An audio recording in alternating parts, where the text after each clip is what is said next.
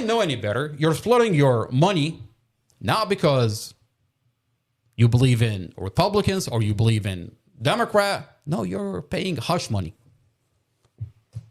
Let's see. What else is Billy Bain Jr.?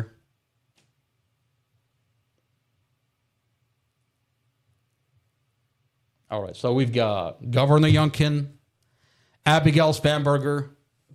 All right, Lieutenant Governor. A total of 5,200.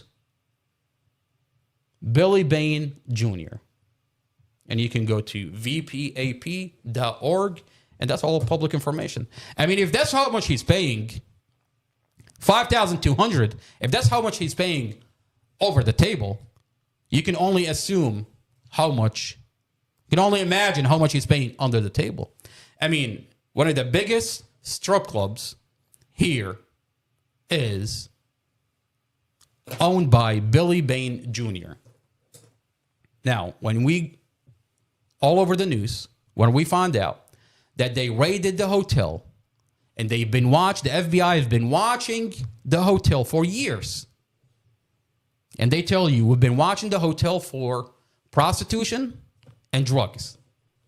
But fortunately for Billy Bain Jr., who's paying a lot of money into this county, they haven't arrested any of his prostitutes.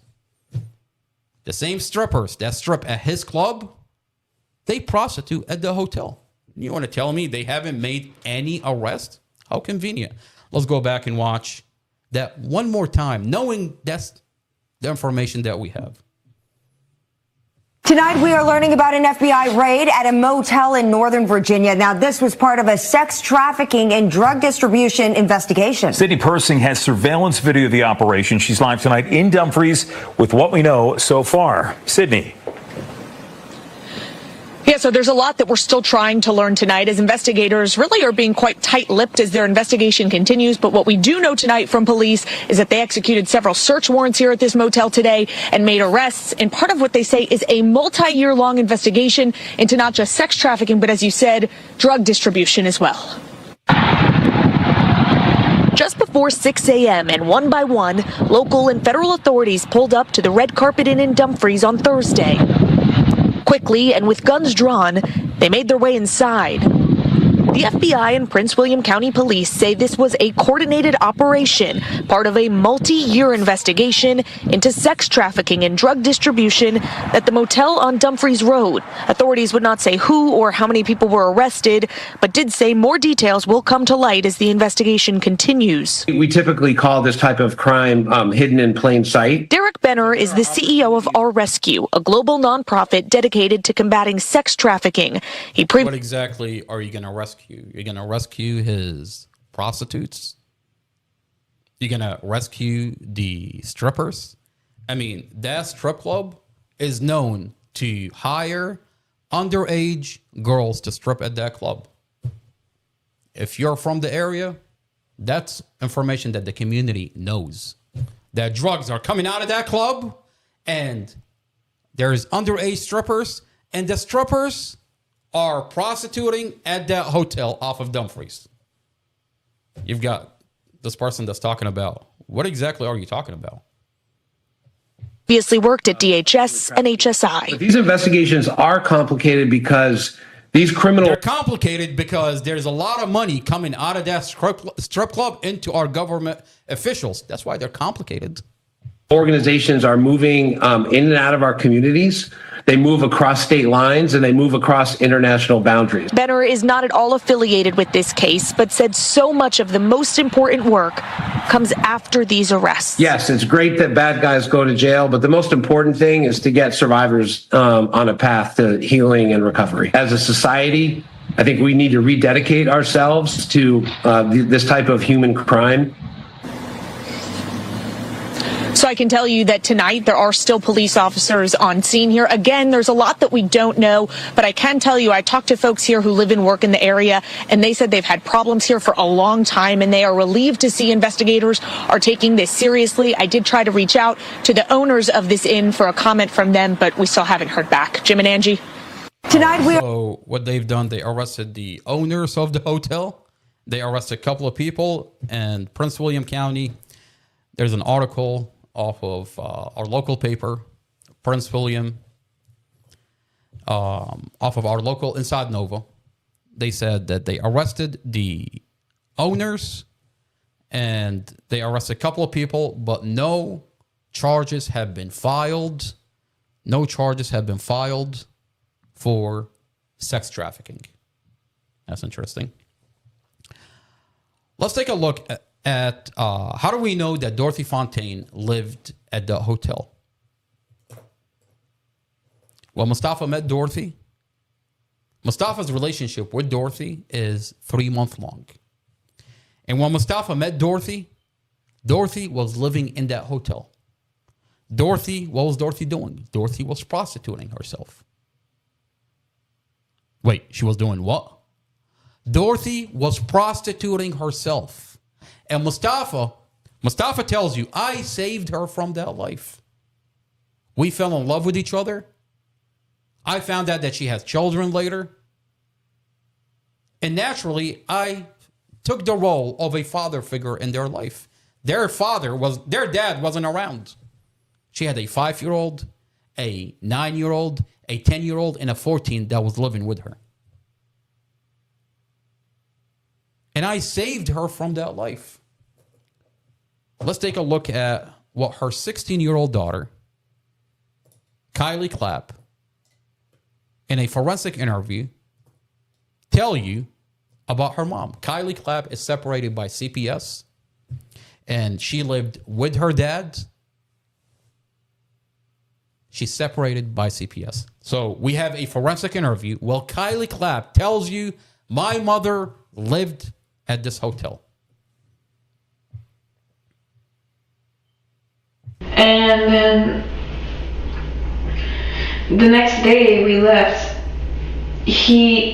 I was like trying to get them to get together, because you have to check out by a certain time. And I was like, okay, we need to get everything and leave, because we were kind of living in our hotel rooms. It was like we had a lot of stuff to pack, like our whole lives were in those hotel rooms. I mean, not necessarily me, because I was back and forth between, my dad was living in a hotel and my mom was, so I was back and forth.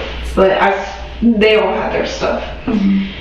And he was like, no, and he just tried to have my mom, smoke with him, lay down with him, cuddle with him. I was like, we need to go, and she had the kids in the pool, and I was like, really annoyed.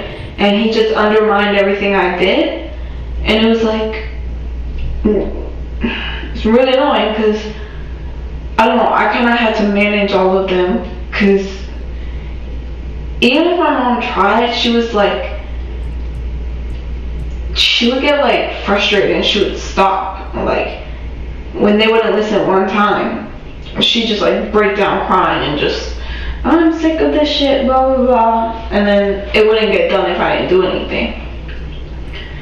And then him doing that was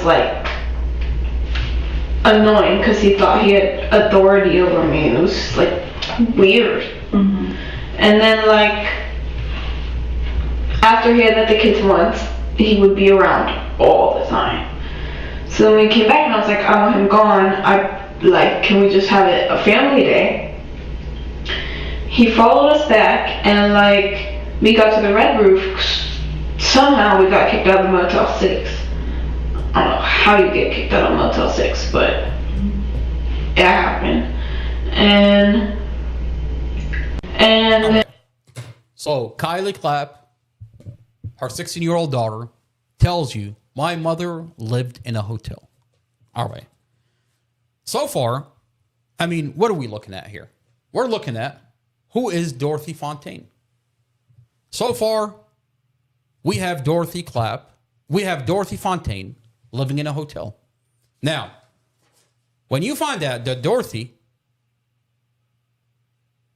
walked around with 3 cell phones, wait a minute. Dorothy is essentially homeless. She is in and out of those hotels. She lives in her van. What's a mother that is essentially homeless walking around with 3 cell phones? How do we know she has 3 cell phones? Well, Mustafa's defense attorney at one point tell you that the prosecutor The police department did a cell phone dump on Dorothy's 3 cell phones. And what they didn't upload it to the server. What they've done is download it into a hard drive, which is not normal. These are digital. This is digital material that when the police department do a cell phone dump, they're supposed to upload it to the server, to the police department server, evidence.com. But in this case, what they've done is download it into a server. Let's read the transcript from one of Mustafa's attorneys that tell us that they gave him the hard drive. He sat on Mustafa's case for a whole entire year, but then tell you, I didn't go through it. And the other attorney that was also on Mustafa's case says, I didn't go through it. As a matter of fact, she tells you that Virginia State Police raided her office and took the cell phone drive. The cell phone dump. That's interesting. Isn't that a weird chain of events? What's on this cell phone dump that they're terrified that they went and took from the other lawyer, and no one is going through it? Blake Weiner, we're going to read the transcript from Blake Weiner. He sat on Mustafa's case for a whole entire year. And 2 weeks before trial, he told the presiding judge, Judge Carol Weimer, that he didn't go through the cell phone dump. Why is the attorney not going through the cell phone dump? Why is the prosecutor not talking about anything that's on Dorsey's cell phone or Mustafa's cell phone? And why is the lawyer all of a sudden telling you that they raided my office